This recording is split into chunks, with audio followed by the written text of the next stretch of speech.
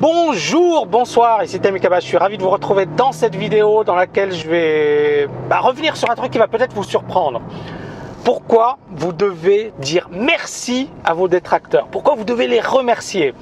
Alors je reçois souvent des messages de personnes qui me disent Tammy, j'ai beaucoup de détracteurs, ou j'ai des personnes qui me mettent des bâtons dans les roues, des personnes qui m'empêchent de réussir.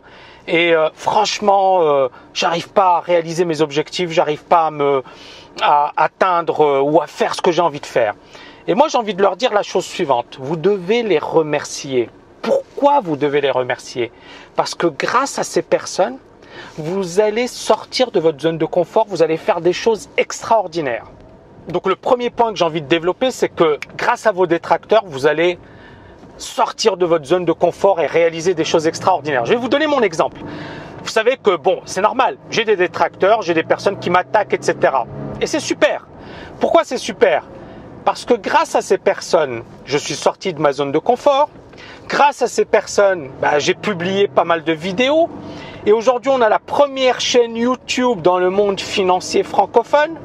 On a effectivement une notoriété qui est de plus en plus importante, de plus en plus grande. Et je pense qu'effectivement, ce n'est pas sur le point de s'arrêter. Et si effectivement, j'avais des personnes gentilles autour de moi qui me disaient c'est super, c'est génial, c'est magnifique, peut-être que j'aurais pas mis autant d'énergie dans ce que j'ai fait. Et c'est la raison pour laquelle, encore une fois, bon, l'idée, c'est quand même pas de rechercher des détracteurs ou d'avoir des détracteurs pour en avoir. Mais ce que j'ai envie de vous dire, c'est que parfois, c'est bien. Parfois, c'est bien qu'on vous remue. Parfois, c'est bien, effectivement, qu'on vous réveille. Et parfois, effectivement, c'est bien d'avoir des personnes qui ne sont pas d'accord avec vous. Alors, et c'est là où j'arrive au deuxième point. Il y a détracteurs et détracteurs, bien évidemment. Les personnes qui, effectivement, remettent en question ce que vous faites ou vous disent voilà, moi j'ai une autre manière de travailler, une autre manière de faire les choses, il n'y a pas de souci et moi je partage et je suis parfaitement d'accord. Mais il y a également une autre manière qui est un peu plus vicieuse, qui est effectivement d'attaquer sous la ceinture ou de sortir des arguments qui n'en sont pas. Et ça j'aime pas parce que encore une fois, et c'est là où moi j'en reviens à c'est quoi finalement le monde du business? C'est quoi notre objectif? Notre objectif, à toutes les personnes qui travaillent dans le monde du business, dans le monde des affaires, dans le monde du trading, dans le monde de la finance, moi, mon objectif, c'est d'apporter de la valeur aux autres. C'est de permettre à beaucoup de personnes de sortir effectivement d'une situation qui est moyenne et de tirer effectivement le niveau vers le haut.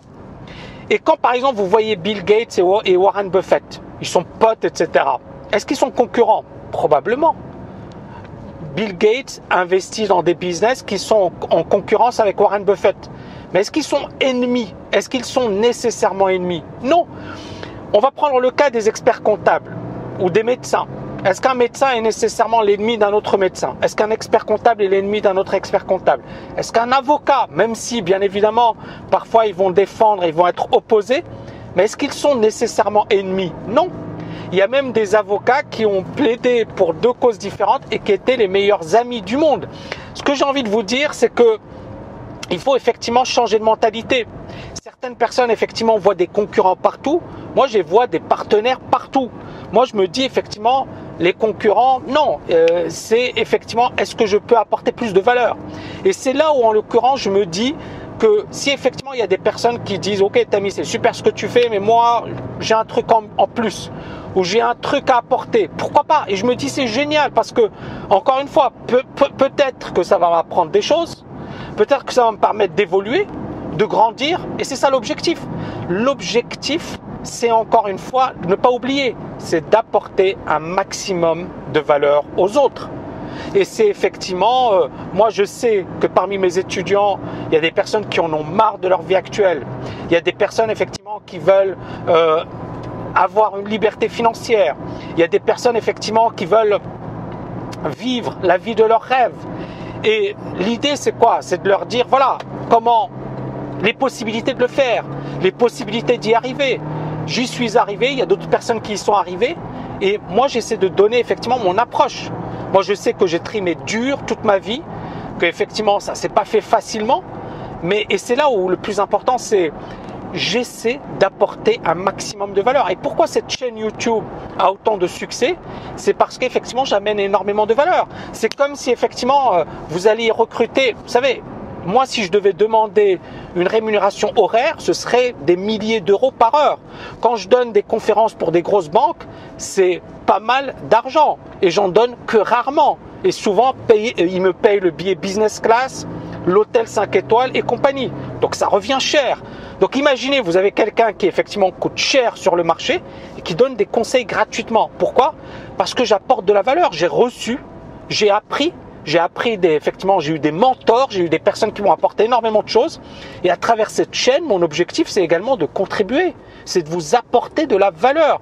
Et j'espère justement que c'est le cas et que je vais pouvoir influencer au moins quelques personnes parmi vous. C'est déjà le cas. On a beaucoup de personnes qui sont influencées par ce que l'on fait. J'en suis très fier.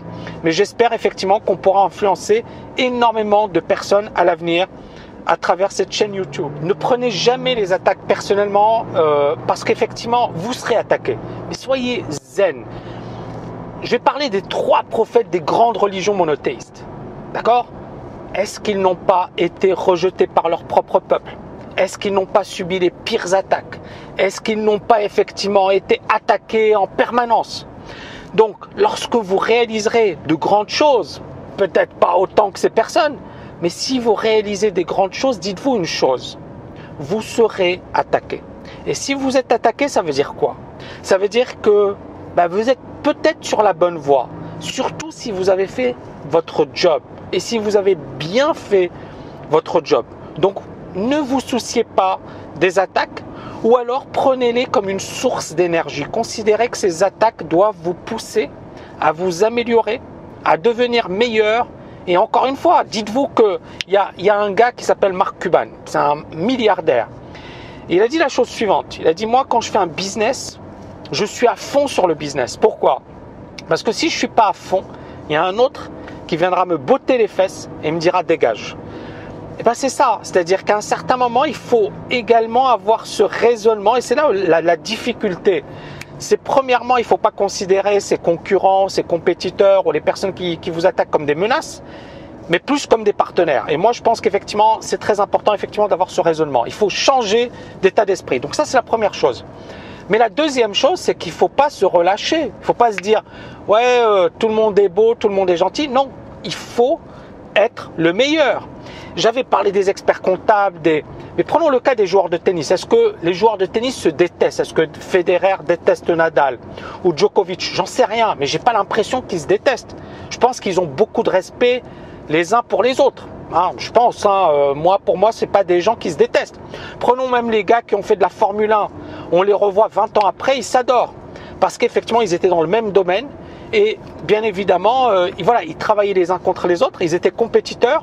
Mais en même temps, il y avait le respect. Prenons le cas des boxeurs. Il y avait à un certain moment le gars qui avait été effectivement massacré par Mohamed Ali, George Foreman. George Foreman, Mohamed Ali l'avait mis KO au Zaïre. D'accord? Il l'a mis KO, il l'a humilié.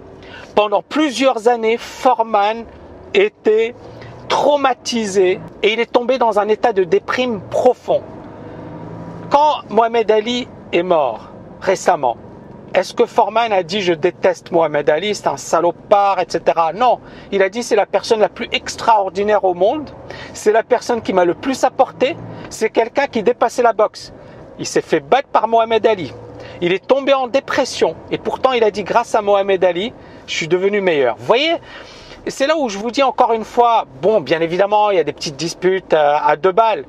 C'est pas ça le plus important. Le plus important, encore une fois, c'est de tirer le niveau vers le haut, d'apporter de la valeur, ne pas oublier pourquoi on est là, quel est notre but, quelle est notre mission et qu'est-ce que l'on cherche à faire.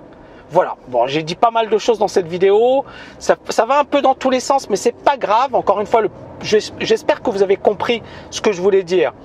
Deux trucs pour résumer, c'est-à-dire ne pas détester les autres, ne pas les considérer comme des salopards, ne pas effectivement à chaque fois se sentir visé dès qu'on se fait attaquer, ne pas se braquer si on est attaqué, mais en même temps chercher à être le meilleur, à être en permanence le meilleur, tout simplement. C'est ça l'objectif et c'est ça ma philosophie. Merci infiniment pour vos encouragements et je vous dis à très bientôt.